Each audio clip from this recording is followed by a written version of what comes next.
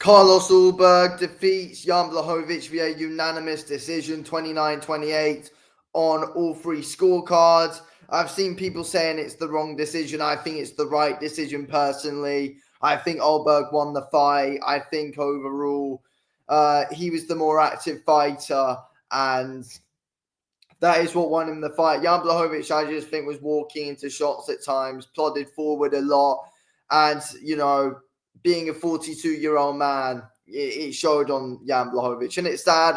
I'm a big Jan Blachowicz fan, but yeah, I mean, look, he's 42. What are we really bloody expecting?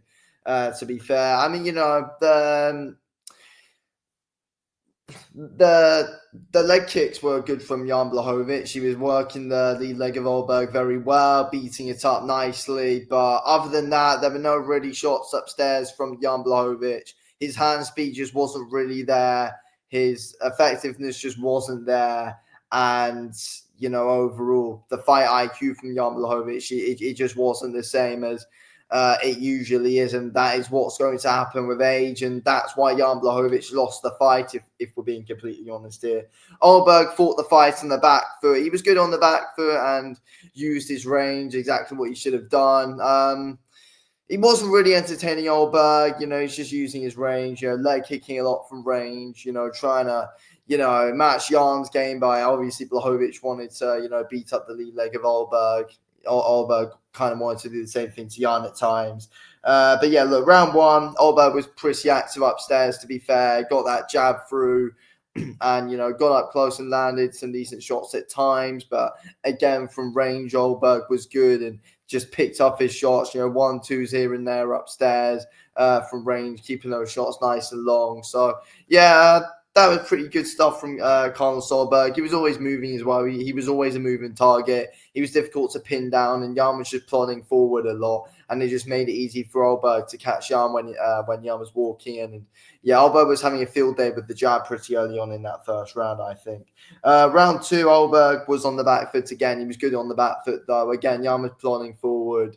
Jan was, coming forward as well, throwing his shots, but he was unsuccessful, and Ulberg's counters were good. But again, though, Jan got the odd decent counter on here and there, though, to be fair.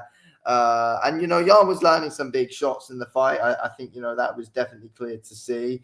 But look, Ulberg was good behind his lead hand. Ulberg was good behind his lead hand feints as well that were there, that were, very clearly being used to put Jan off his game and confuse him, and that's exactly what it did. To be fair, Ulberg wasn't really thrown with any intention whatsoever, though. It was just, nice quick shots. Like, there was no power behind Ulberg shots whatsoever. I mean, there was never any point in the fight where, any of us thought that Jan Blachowicz was hurt or anything like that. There was never any point in the fight where I thought that, Ulberg was just younger than him at the end of the day, and that made him be too quick and a bit too clever for Jan Blachowicz in the end. That's simply how Ulberg won the fight. It was nothing special that won it for him. Jan just wasn't really the same as usual. So, there's a lot of excuses that we have for Jan Blachowicz.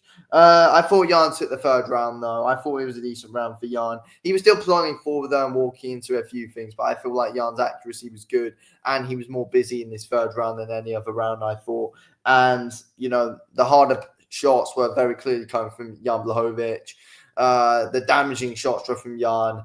So, yeah, it was good. I mean, he wasn't throwing any real quick combinations. He was just more active than usual and just seemed more like, the general in there. And that was important, in my opinion. He seemed more comfortable when he was coming forward, Jan Blachowicz did. And yeah, I feel like he did take that third round. But Ulberg was getting some of his success as well. Again, some decent counters on the back foot that Jan was walking into at times. But the biggest shots came from Jan Blachowicz. So, there we go. It's interesting stuff, in my opinion. It is very bloody interesting stuff after that.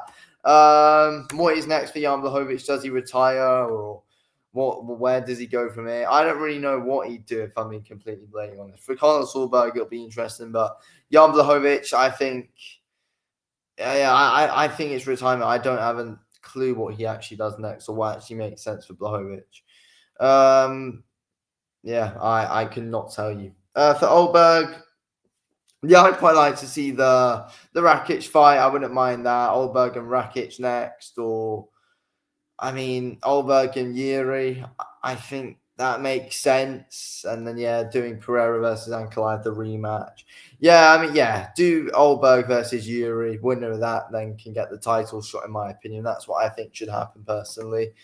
But yeah, sad to see Jan Blachowicz go out like that, though. Sad. I mean, I saw loads of people picking against Ulberg, and that, and those people picking against Ulberg were, the ones saying that Jan might have got robbed there. But I don't think Blachowicz did get robbed. I think he was just too basic at times in the fight, Jan Blachowicz. I just think he was a bit too stiff, and Ulberg was the looser guy. Ulberg's movement was much better overall. And Ulberg was quicker with his shots, and I think that's something which was going to catch the eye of the judges, in my opinion. So, yeah, that's my opinion on that fight. Anyway, thank you for watching. Speak to you in the next one.